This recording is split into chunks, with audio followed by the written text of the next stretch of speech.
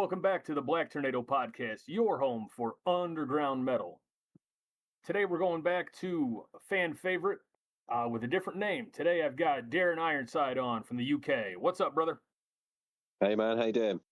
I'm doing well. You and I keep in contact pretty regularly since the Midnight Whiskey Massacre project was on the show. And yeah, it's good to have you back on again. Yeah, thanks very much. Yeah, good to speak to you again. I have a friend here in the States that listens to most episodes, and he messaged me right after the Midnight Whiskey Massacre episode aired, and he said that was his favorite that's been on the show thus far, and he said that he personally asked me to have you back on in the future. Oh, okay, great, man. That's really nice Denny, to hear. Here you go, Denny. I've got Darren Ironside back on the show. Hey man, yeah, hope you're well. Yeah, thanks for that. Yeah, he really enjoyed your music and he liked the conversation, and yeah, he asked me. He said you should have that guy back on in the future. I said we speak pretty regularly. I said he told me he's got new music coming out, and I said I'm waiting on the new music, and then once he has new songs, new EP, new album, that I'll have him back on. And so, yep, now it's time to do that. Let's remind the people real quick that under the Midnight Whiskey Massacre banner on the Bandcamp page, you can still find the Satan's Grin EP, and you can still find the album Overwatch and Control.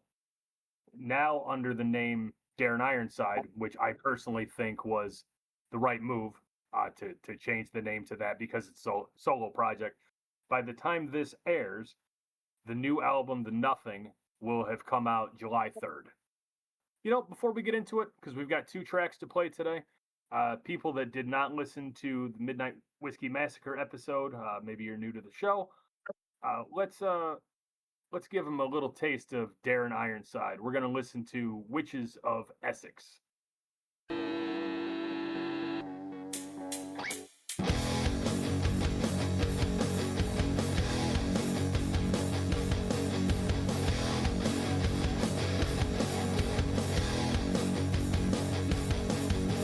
Straight out the showroom, fresh off the shelf. Injection molded version of yourself. Craving attention, feed off the clicks. Fake ass rage bait, making us sick. Watch the burn.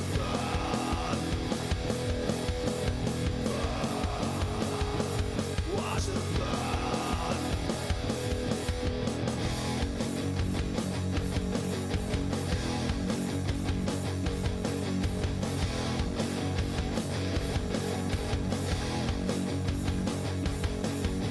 Synthetic, prophetic, reptile cold. Low res, high left, bought and sold. Battle on the airwaves, glitter in the cracks. Building up a kingdom on a cul-de-sac. Watch the burn. Watch the burn.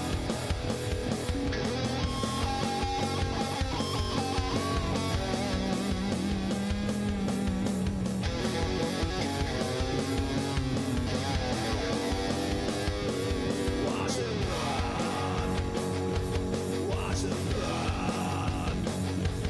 Watch the burn. Watch the burn.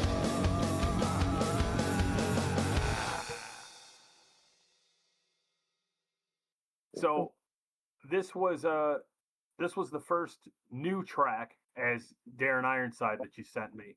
And one thing about all of your music, what draws me in is you really have good riffs figured out. You know, your guitar riffs on I've heard the album, and it's full of killer like stoner rock riffs. It's great stuff. Okay, yeah. Thanks very much. Yeah, I guess it just comes from my influence, really, what I've listened to for years since I started getting into music and going to like gigs and concerts. Yeah, they just come out of nowhere, really. I don't really spend too much time on sort of going over them, or I don't know. I sort of pick up the guitar and it'll either happen or it won't. Sure. Some riffs just come out like within, I don't know, 15, 20 minutes, perhaps quicker. And sometimes, you just record them down, even if they're a bit rough, and then I'll just sort of work on them. And, perhaps I'll pick an area of the guitar or a couple of chords that I think sound nice and I want to do something with, and just progress it from there, really. And, yeah, perhaps change it to a certain BPM and just start riffing. It'll either happen or it won't, really, for me personally. That's how it seems to happen. Well, what I did, how I came up with most of the riffs for the Kingdom Assault stuff, I would just sit there, get all my effects right, get tuned up, and I would kind of just start goofing around until I ended up finding something that I liked, and then I'd pause and I'd go, "Oh, that sounds really good," and I'd play the same riff a few times and go, "Yeah, I can work with this." So then instead of just noodling around, I'll then stop, record that section, and then I save it, and I'll come back to it like a month later, and I just have a folder with like 40, 50 different riffs in it that I just thought sounded good, and I'll kind of revisit them later and see like, oh, I can turn this into something, or oh, I thought maybe I could with this one, but this doesn't really go anywhere. And I Yeah, think that there's something really fun with just riffing yeah, and yeah, coming yeah. up with something cool. Yeah, you just absolutely nailed it there, man. That's pretty much, yeah, explained kind of what it is. I just start like jamming and no pressure, I don't mean to like think, oh, I've got to come out of a riff. If I was to think that picking up the guitar, it won't happen. But if you just start playing, noodling around and that, and then you'll just hit something sooner or later, and you're like, oh, what was that? Yeah, Hold on a minute. Just record that, and then, like I say, you just work on it, get it in time, get to the BPM you want, and all of a sudden, yeah, that's a cool riff, man. I'm gonna do something with that. And sometimes, occasionally, it goes the other way. You think, it's no good.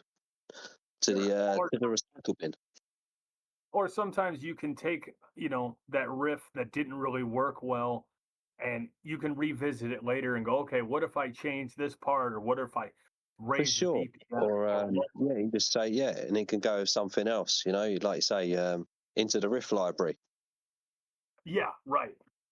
the Iomi library, Yes, absolutely. The Iomi library. to be used later with dark intent. Are you still using a lot of the same gear on this album that you used on the previous? Like I know I saw that beautiful orange rig that you've got. Are you still using that for this? Yes, exactly. I've just improved a couple of bits of sound in my living room where I record. Yeah, I've actually got those amps under there all mic'd up under a big, thick sort of oak desk. Got some sound panels and stuff, and duvets underneath it, wrapped all around it, to just do what I can because I can't afford to go into a studio anymore and record. So yeah, same amps, same guitars, same pedal and sound. Just basically turned down the gain and the bass and stuff to make it better to EQ and better for recording. Because oftentimes, as I guess when you play when you're just riffing around and with your amps and stuff, you'd play like quite high gain and it sounds great and in the room at the time, but when you stick a mic on it, it sounds totally different. You have to knock that all down, and because you don't really get the same sort of heavy sound, I think, when you record with high gain. That seems to be what I've sort of kind of worked out, or seems to be the case here at least. Now, remind me, what kind of guitars are you running for this? So this is my Epiphone Extura Okay. with Fishman Fluence's pickups. Yeah, the Fishman pickups. Oh yeah, those Fishman Fluence pickups are sick, man. Yeah, it's a rock machine, man.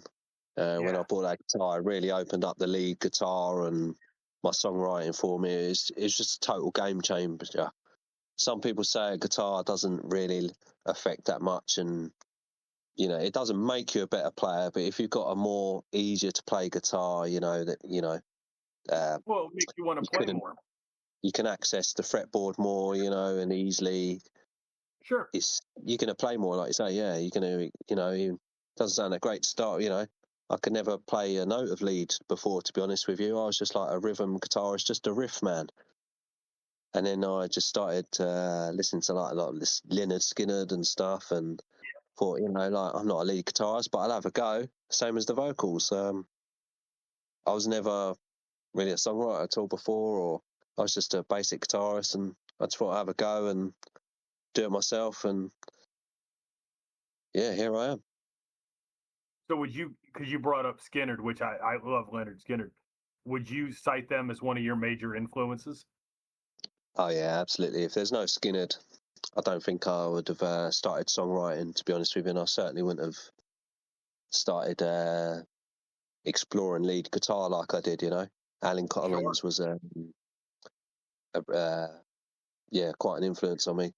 The guitars and that whole southern rock thing and the great songwriting.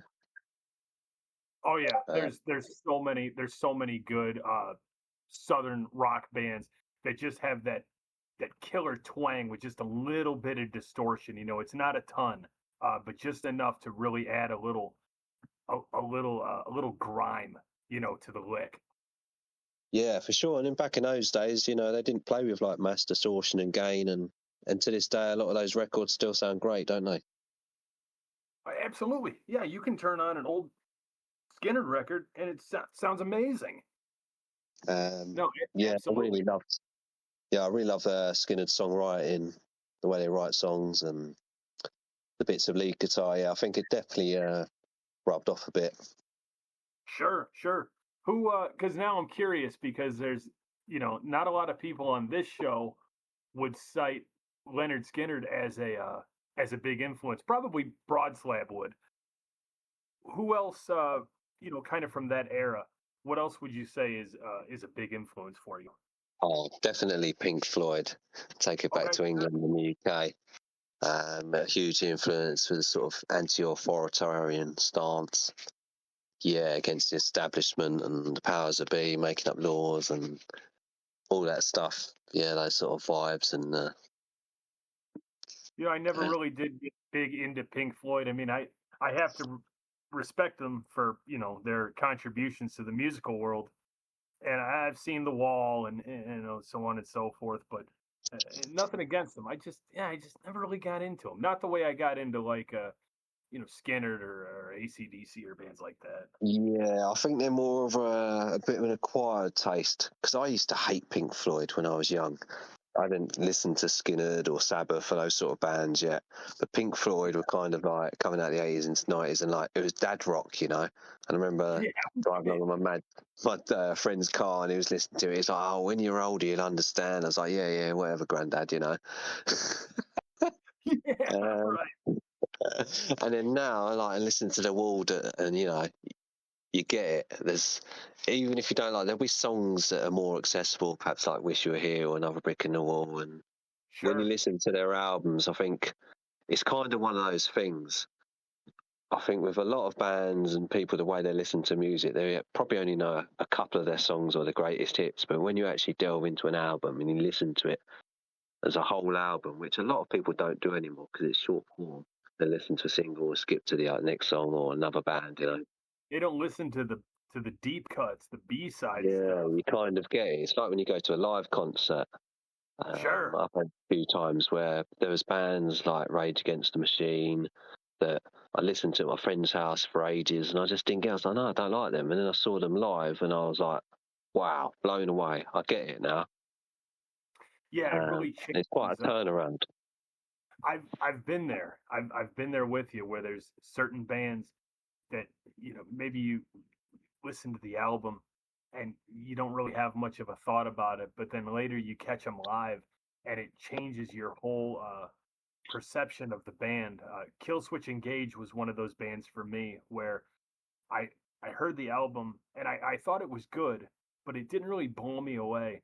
And then about a year later, after the first time I'd heard them, they were at a festival I was at, and I caught them live, and I was like, wow, I really get it now. I really get why these guys are so sought after, why people just love their music so much. But it took going to that live performance that made me really understand.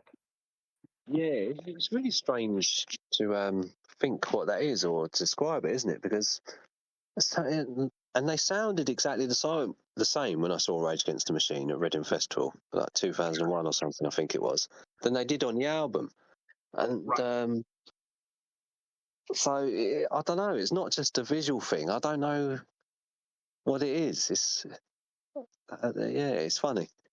Well, I think for Rage Against the Machine, just using them as an example, you have a high energy band. So when you're Yeah, seeing there them, was. Yeah, you're feeling the band's energy, and you're feeling the crowd's energy, and it just kind of pulls you in. And before you know it, you're walking away from a Rage Against the Machine set, and you're going, "Holy shit, I get it. It makes sense." yeah. It's kind of like the bungee jump thing. Like you might be scared of it, you don't like it to start with, and then afterwards you like got that thrill of being exhilarated. You're like, No, wow. Yeah. yeah, I think that's a really great way to put it. It's like a roller coaster or like bungee jumping is, you're a little apprehensive, but then once it's over, you go, shit, I want to do that again. Yeah, music's very powerful in that sense when you think about it. Absolutely. Going back to your gear, because I love talking gear, as everybody knows. Pedal arrangement. What are we doing pedal wise? So I've got a Zoom 3XN, I think it's called. Okay. Um, it's actually I've simplified it since the last EP and sound to get a cleaner sound, better for Okay. miking up and recording at home. So that's a Actually, multi effects, right? That's a good What's that? question. I can't remember, mate. Hold on, I'm turning it on. Because on the next album, you're gonna have me on backing vocals, right? Possibly. Sounds like it one stuff. Yeah, right. So what's this one then? Exciter. Ah, okay. Right, I think it's a drive pedal. Yeah, right. It's a drive pedal of some sort. Hold on. It's just a drive pedal, I believe now, Okay. on the rhythm guitars. Yeah, a drive pedal on the rhythm guitars. A tube screamer drive pedal. Yeah, and a tube screamer on the lead guitar. Okay. And a question that I don't often ask about, that I've just recently got interested in. So anybody that knows me or knows any of my music, I play bass in a couple of different projects that you may have heard of, on Black Tornado or elsewhere, and all of my bass playing up until very recently has all been fingerstyle, and then I wanted a little bit sharper attack, so I started messing around with picks, and I've got picks that are different shapes, different sizes, gauges. No. Yeah, I did that as well. Yeah, so it can be a little bit of a rabbit hole. So I found a pick that I like quite a bit. I probably use it the most. It's I'm actually holding it in my hand here. It's the James Hetfield Black Fang, which is a 1.14. And what I really like about it is the tip is almost like a jazz pick. It gets really tight at the bottom. Right. And Because you know when I about Harry up picks, right? say again, Do you know how James Hetfield apparently up picks yeah, right, with two fingers, so it gets heavier yeah, sound on the up pick because the up pick's usually weeker than going right. down. I think that was the Guitar Center interview he did where he was talking about the two finger up pick, So which yeah, but I haven't heard about his pick in particular, so that's interesting. so there's two that I'm aware of. There's the Black Fang, which is what I have here, and then I think the other one is the White Fang, and it has a little bit, the tip is a little wider, But what I really like about that one is it already has the little bumps in for your fingers. Because I do the old Dimebag Daryl trick where I just take a razor and I cut X's into my pick. Oh no! And so all of my picks all have the little X's cut into them, and that's obviously just for grip. Okay. So if you haven't tried doing that, grab your X-Acto knife and start cutting X's in. You're gonna love it. So on a couple of these recordings, years ago, I met someone that worked in live concerts and putting stages together. Yeah. And he gave me one of Dimebag Darrell's old picks. Wow. Yeah, I used that on a couple of recordings. But just sparingly. I didn't want to overhammer it. yeah, you don't want to accidentally snap Looked after it. that one. Yeah. But yeah, I did experiment with thinner and thicker picks and different types. Yeah, I kind of need one in the middle, and it's a bit of a nightmare trying to get a decent one. To be honest with you, that's quite right.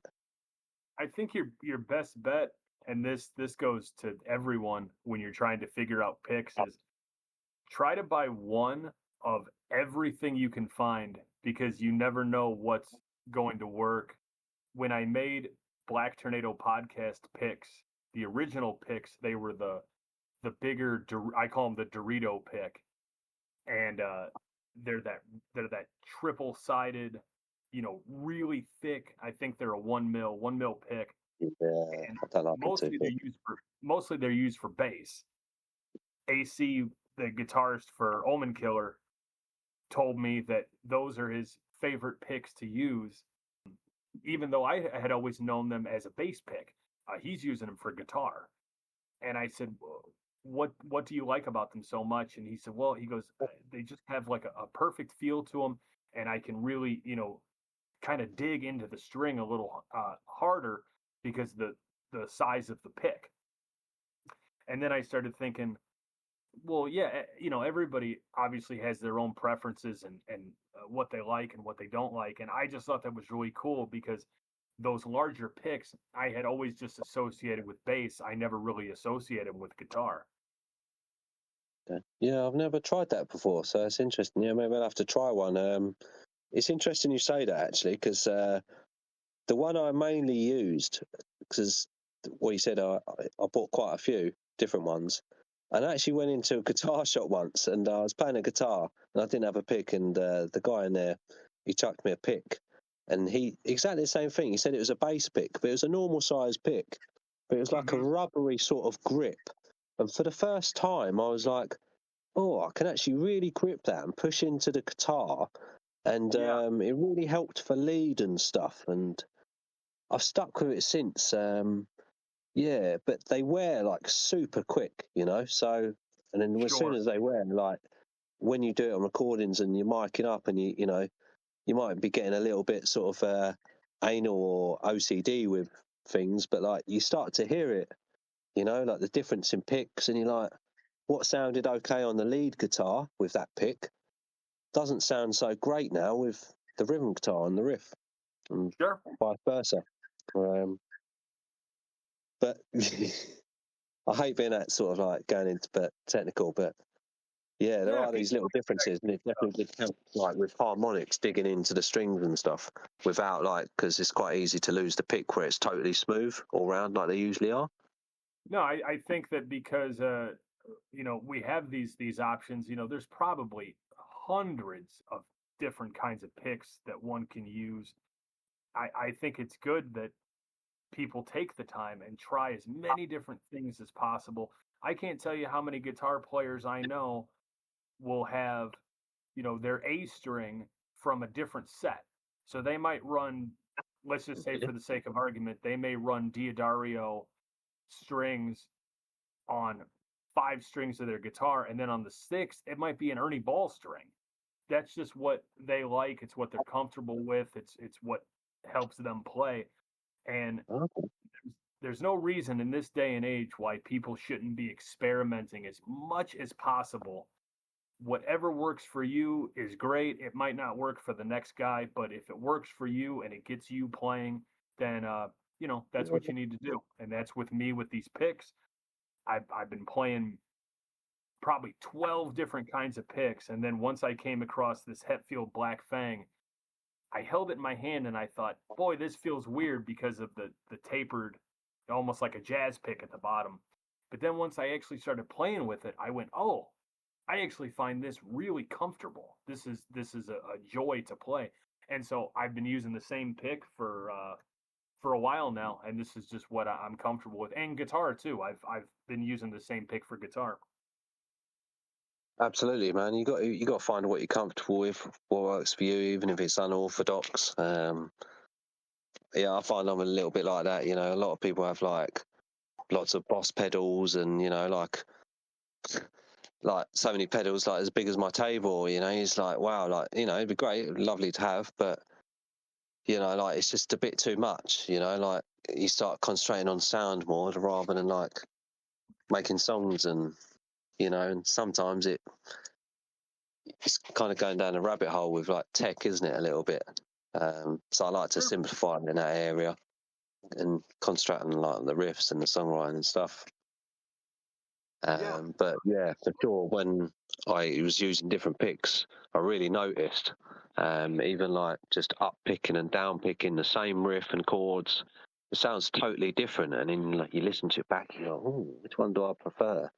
It's it's like a little bit OCD, but on the same token, it's kind of what you need to do to what's best, what works, what's more comfortable to play, what sounds, but if you can combine what sounds best and what works for you, whether it's up picking, down picking, a thick pick, a thin pick, do it, man. There's no right and wrong. I think that's kind of how I know, just trial and error, really. What do you say we give the people something to listen to? Let's listen to, this is the title track off of the album The Nothing. This is The Nothing. Now let's set the record straight.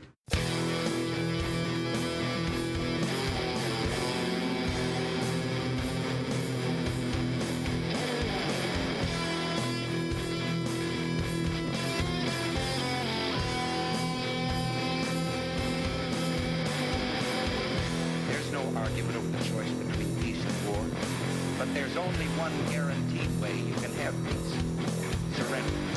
War is murder, taxation is theft, taking every penny till there's nothing left.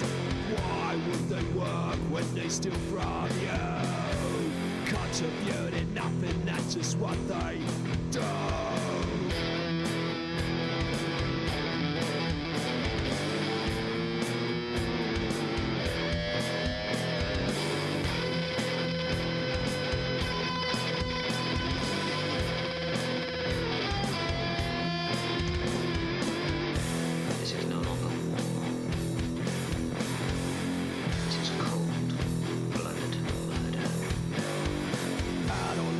Drawn from the right and the left, troubles brewing from the east and the west.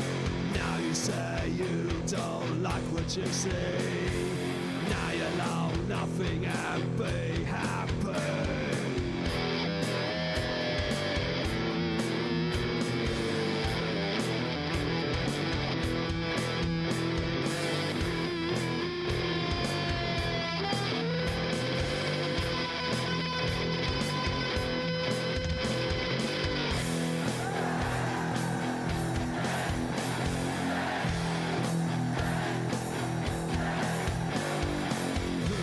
The hope has the power, so that nothing grows with every hour. People with no hope are easy to control. He controls the power, makes the nothing grow.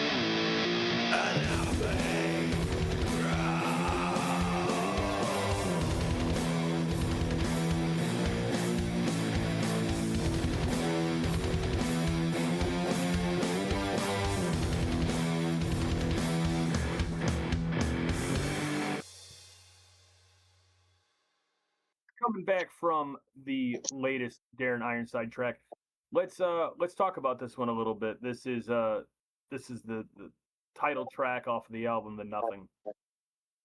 Yeah, it's kind of about the modern world, a changing world, just rapidly, some say progressing. It's certainly rapidly changing.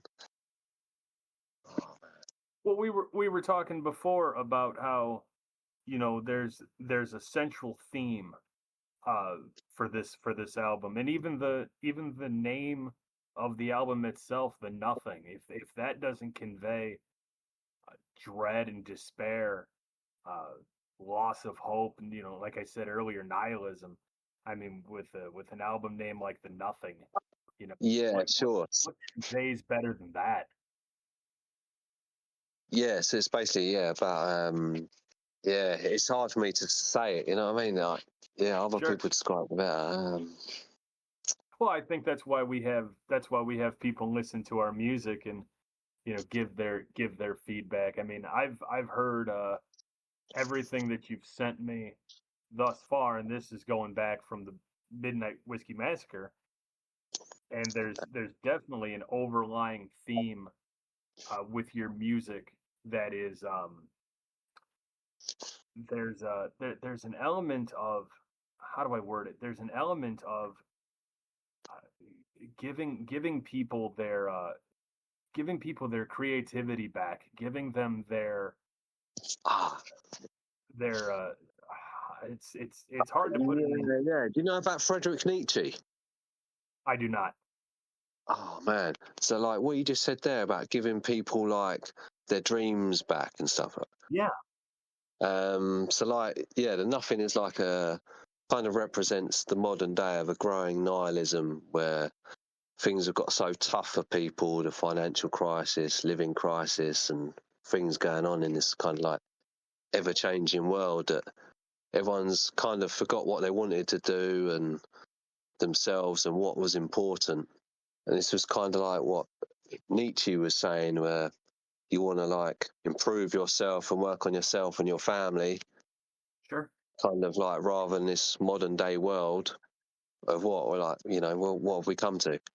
I think your music has a certain social commentary to it, where you're challenging people to, like we just talked about, not giving up on their dreams and perseverance until you get to, you know, wherever you're trying to go. And I think that music like that is very important, especially now, because we have so many people that have just, you know, given up on their dreams and pushed all of that aside, and they're only focused on the immediate. They're focused on the right now, as where a lot of your music definitely conveys a message of not only living for today, but living for yourself. Yeah, sure. So I started coming across a bit of Frederick. So I started coming across a bit of Friedrich Nietzsche's work, these philosophies, which were basically saying about that really like the real human worth and your dreams and aspirations come from yourself and what you want to achieve rather than modern day societal ideas or dogmas.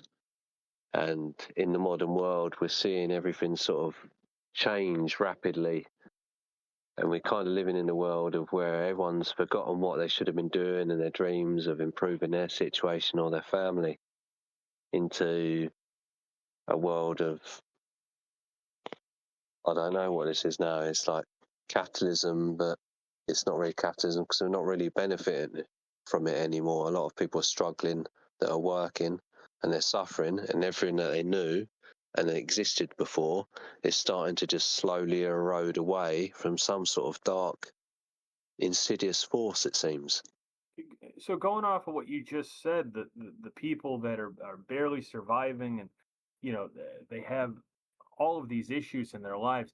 This is why I feel like music like this is important, because it's trying to invoke a feeling of not giving up on yourself. It's trying to invoke a feeling of not giving up on your dreams and still pursuing them. And even if that only gives you Sure. 15 minutes a day to sit Because if down and put people, are struggling and they're, just trying to go to work and work all the hours and spend all their time Sure. going to work and trying to pay the bills and everything, they kind of have forgotten on their dreams and everything else that they don't have time for anymore because they're people, busy trying to just pay the bills and go to work and pay the money and be honest, decent people. sure. Which used to be the case and you used to be able to do, but now, because essentially the greedy and the nothing and the darkness is sort of seems to be enveloping a lot of people and their lives, unfortunately. It's a little bit depressing, unfortunately. But it's It just what it is, isn't it? It's, I think we've all acknowledged this in different walks of life now, that it is happening. It is a real thing.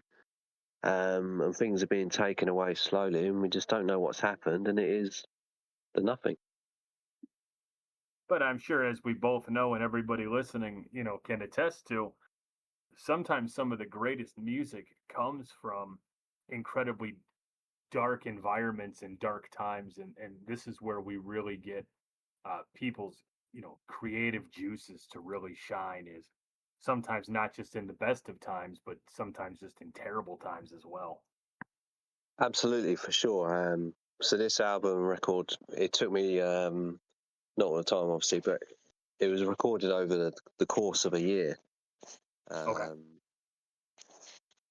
And yeah, everyone's had things going on in their lives. I've been no different.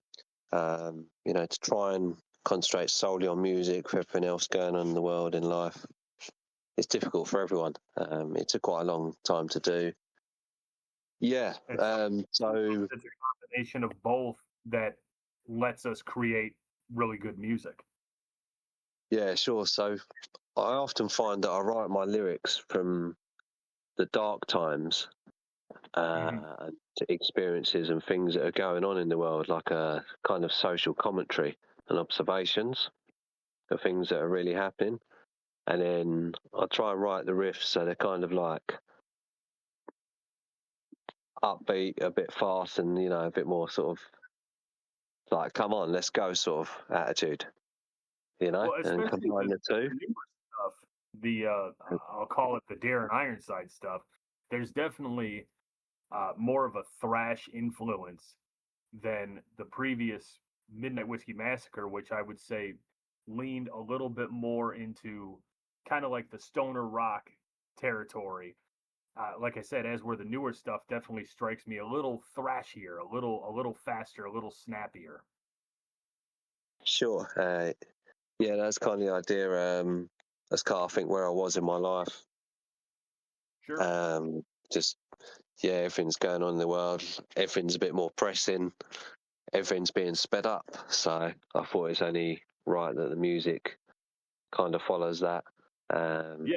Life And speed with everything that's going on, even if you're not really bothered by world events and stuff, Sure. it gets everyone's goat, whatever walk of the life they're from, whether they're from the left or the right, whatever their political persuasion.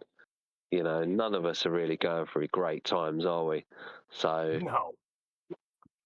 it's kind of, the lyrics a little bit kind of about that, but I kind of wanted the riff and like sort of be a bit more upbeat, fast, and like, come on, like, yeah, let's stick it to these bastards, like, stuff you. Yeah. Oh yeah, No, fuck totally you makes guys. sense. I like the new stuff. I like the thrashier uh, material. I think it's great that when bands, solo artists, whatever. I love when people can evolve. It doesn't mean change your music entirely. It just means evolve. And if you're Sure. putting out the same material year after year after year, it just gets stale. And sometimes bands hit and miss when they try experimental stuff, but that's what keeps you alive. That's what keeps you making music is try new things. And if it doesn't work out, then great, go back to the drawing board and try something else. Absolutely. But grow as As a a band. music fan years ago, I never used to understand that. And I used to be like, oh, I loved that album and that sound from that band. Then they did that album and it's totally different. And I didn't like it because it's so different because you got used to the sound of what they were. and you don't want to go with it. But then when you're kind of a musician and an artist, you kind of get in, you know, you don't want to keep it sound because it, like I said, it's boring and repetitive. No one wants that, do they? So you have to go with it. Sometimes it works, sometimes it doesn't. You get a different producer, it's a different day, everything's different. So things are going to sound different. Sure. So it's just, that's the human thing, isn't it? If it didn't sound different, what is it? It's we're going into the AI music and the pop world. Yeah, absolutely. Yeah, this has been good. I'm gonna close out with my favorite question. I know that you answered this last time, but sometimes when I have somebody on after a certain amount of time, sometimes the answer changes. So I like to re-ask the same question. What is your favorite piece of gear and why? That I own? Yeah, that you use. What's your favorite piece of gear? Yeah, it'd have to be my guitar, my Epiphonics Dura. Two people I know in the world that use it, actually. The other dude is from Wicked Temple over your side of the pond in USA. Very good, actually. Okay. You should check them out. Yeah, I they're will. quite cracking. Hell yeah. Yeah, thanks, dude. Thanks for coming back on the show. This was really cool to talk to you again on the mic after after about a year or so. And I'll definitely help promote the new album. The album will actually, obviously come out before this, but I can I can make both promotions work. All right, you guys know the drill. I am your host, Adam. Come back real soon and we'll have some more metal for you. Take care of each other. Be safe. Have a good one. Peace.